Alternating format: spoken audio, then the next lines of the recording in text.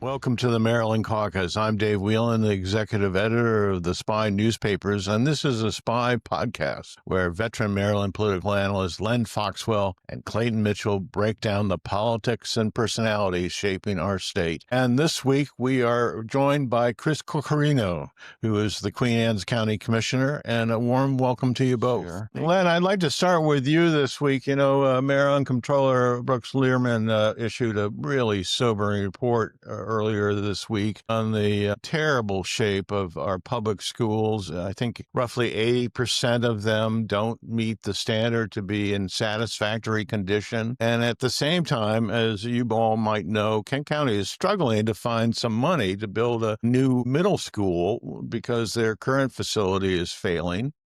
And of course, above all this is the blueprint, which is increasingly turning into a funding issue for most counties. I mean, what a mess, Len. Yeah, it is, and it's not surprising.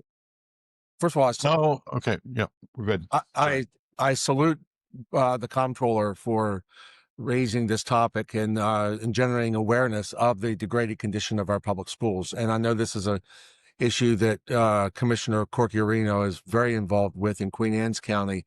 But you're right. According to the study that the comptroller released, 80% of our schools are in need of substantial renovation, repair, and replacement just to get to a state of adequate performance. And the issue there is that infrastructure is destiny. Students who do not have access to safe and healthy and modernized learning facilities simply are not going to perform at the same level of academic achievement as those students in school districts that do have access to quality facilities. So when we go out and we spend billions of dollars on the blueprint, on teacher salaries and curriculum and other essential needs, and we at the same time ignore the issue with our degraded public school infrastructure, where we kind of run the risk of throwing good money after bad. And this follows the condition of our public schools. It does have a direct socioeconomic correlation. The 5 school districts that are in the worst condition, according to the comptroller's report, are Kent, Garrett, Allegheny, Cecil, and Washington counties. Rural jurisdictions, in most cases, economically and fiscally challenged jurisdictions. We're not seeing the Montgomerys, the Howards, the Baltimore counties on this list. We're seeing sparsely populated, rural, more impoverished jurisdictions. Question is now, what do we do about it? As Chris has talked about on this program before, we're bumping up against a $3 billion blueprint bill that is coming due in 2027, I believe, correct me if I'm wrong. And so jurisdictions are already struggling mightily to figure out how to pay for that. And the state is also figuring out budgetarily how to accommodate a nugget that big. So you throw this on top of that, and we have done a good job of identifying the problem. What we don't have is a funding solution. And so I think we're going to have to be creative in our use of public-private partnerships, perhaps multi-use facilities in which there's a public education component, but they also serve as a community gathering center, something to make the construction of these facilities more appealing, perhaps to the private sector and to those investors who might be willing to front load the construction cost with the hope of getting a return on investment down the road. Chris, what's your take on all this? I know you've been dealing with it in Queen Anne's County to a certain degree. Yes, I agree with a lot of what Len has just said. I also want to thank the comptroller for this report because I think it's important to bring this issue. I've been commissioner for about 7 years now, and the entire time that I've been commissioner, the overarching discussion has been blueprint. What are we going to do when it's implemented? Now we're implementing it. How do we absorb those costs? Are we going to get the appropriate share from the state side in order to meet? I mean, Queen Anne's County is a little bit ahead of what its blueprint contributions are. We're trying to sort of hedge our bets a little bit to move into it a little bit quicker. We're not getting adequate money from the state. And now you come to the issue of the actual physical schools and how do you do that? And I don't think a lot of people understand how incredibly expensive it is to build a school. I think in Kent County, they're looking at $60-80 million for an elementary school. Try a high school, even in a rural jurisdiction, $180-200 million is that probably what we're looking at? And if you look at these jurisdictions that Len has identified as having the older facilities that are falling apart, they don't have the resources to keep rehabilitating those, to keep them up to the proper standards. But what about the time that they were built, right? Technology has changed so much, and with just the internet and data, that those schools aren't able to keep up. So we're not able to deliver the type of instructions to those students that we should be delivering to them. So it's not just even the schools that aren't even up to standards. It's existing schools. You could have a 20-year-old school. It's not ready for prime time anymore. Parents always want to have new schools for their kids, and I can understand that. It's a frequent thing that we hear about, and we try to explain to them, well, we need to get 50% of our funding from the state, and we have to be at this level before we can do that. We're not at that level. They're going to look at some jurisdictions have to redistrict in order to spread out the schools. Mhm. That has a whole bunch of other headaches with it. I don't know how we're going to pay for this and absorb Blueprint with everything else. Put on top of that, the governor's push to have more affordable housing pushed in a lot of different jurisdictions. You're adding more students to those jurisdictions. How are we going to do that and keep up? Well, and another thing that came up, Len, this week is the role of data centers. And as a time when Marylanders are experiencing huge jumps in their electricity bills, and you're seeing a lot of pushback now. When I saw the pushback in Prince George's County, and Prince George is just one of many jurisdictions around the state that is grappling with the challenge of how to maximize the potential opportunities associated with data centers while minimizing the risks to electricity ratepayers and what have you. I'm reminded of the conversation I had with John Willis, who is Maryland's former Secretary of State, one of my political mentors when I was just breaking into this business. And he said, long time ago, it takes anywhere from 5 to 10 years for governments to catch up with technological innovation in society. And I think we're seeing that play out here, where with data centers, with data centers come enormous opportunities, both for construction jobs associated with building these centers, as well as the information technology jobs associated with their ongoing operations with data center technicians and network engineers and cloud architects and cybersecurity, data security specialists, people who build firewalls, what have you. Obviously, these are well-paying, family-supporting jobs.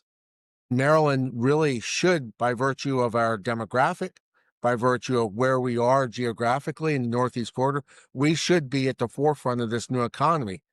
But this is a great idea that is also coming at the worst possible time, because it has risen to the forefront at a time where Marylanders are already struggling with dramatic, if not catastrophic, increases to their energy bills.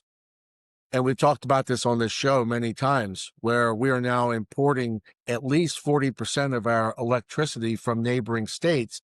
And we are doing so at a cost premium because we're having to buy it on an open multi-state auction marketplace. On top of that, as Chris pointed out, the governor has an affordable housing policy where he wants to put more housing stock onto the grid, increasing demand for electricity that we don't have. And then on top of that, in turn, we have data centers, which are massive consumers of electricity by virtue of their operations model. So how do we take advantage of the economic benefits of this new technology while protecting ratepayers who are already struggling to pay their monthly electricity bills, put food on the table, and sock away a little bit for retirement and their kids' college education? And that's a tough challenge. And I don't think we're there yet. I think, and I salute those jurisdictions, and I salute the state for at least beginning the conversation, but it's going to take a while to sort this out. How to achieve the benefits and minimize the consumer risks. So, Chris, would Queen Anne's County welcome a data center at this point? No, I don't think that's something that you would ever see any warm reception to in Queen Anne's County. If someone wants to build a shed, we have a town hall with 100 people opposing it. So I'm sure a data center would see the sort of the same thing. I mean, if you think about it, what is a large data center? 2 football fields. These hyperscale data centers, 9 football fields. And I worry that there's an intoxication that comes along with these data centers and the jobs that they can create. And I agree with Len of all the good thing that can happen with it. But then we get drunk on that and we don't look at the impact to electricity or agricultural land, because obviously that's where a lot of these are going to go. And as we see the rise of AI and data becoming more and more important, do we get to a point where we say that we view data as a utility? And so now we say, okay, this is so important that the state's going to do sort of what it did with solar. And we're going to take away local autonomy and we're going to push data centers out onto the Eastern Shore. Those are significant facilities that we're not able to take. Just even look at if there is a fire. We have all volunteer fire departments. How are we going to respond to a fire at a facility that's as big as 9 football fields? I think there's a lot of thought that needs to go into it so we do it in a smart way that doesn't have a deleterious effect on rural Maryland. Chris, you are exactly right. It's not just the energy consumption, it's also whether this truly represents the highest and best use of open space, agriculture land, forests, farmland. And I just, it gets back again, and we seem to talk about this every week on this program, how important energy policy and energy costs are going to be as a discussion point in this upcoming election. And we seem to be having this conversation within a series of silos where, we recognize that consumer bills are going up substantially beyond what, and the rebate that's being offered by the state doesn't even begin to compensate the ratepayer for the costs incurred with these rate increases. But at the same time, we want more housing. We want data centers, and we want a renewables only energy strategy that by definition takes fossil fuel plants out of circulation, which restricts supply at a point where demand is increasing. So we have to start thinking about this challenge in an integrated manner rather than in a series of policy silos. Chris, first of all, thank you for filling in for Clayton. This has been terrific to have you here, and hope to have you back. But did you have any hot takes? What got your attention, good or bad, this week? My hot take that I saw that Delegate Atterbury is considering a run for Howard County Executive. So before I moved to Queen Anne's County, I grew up in Howard County. I lived in Columbia.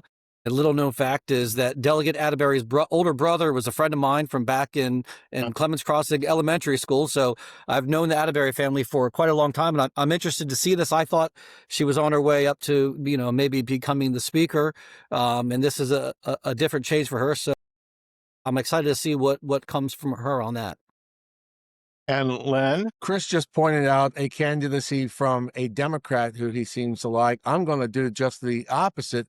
I'm going to talk about a Republican that I really like, just in this spirit of bipartisanship. That's right. Pat Vincenti, the president of the Harford County Council, a principled conservative, and I think of Pat as being kind of in the Chris Corchiarino model, where he's an effective, results-oriented, pragmatic conservative Republican who just gets results and makes government work. He has announced his candidacy for Harford County Executive in next year's June primary, running against first-term incumbent Bob Casserly.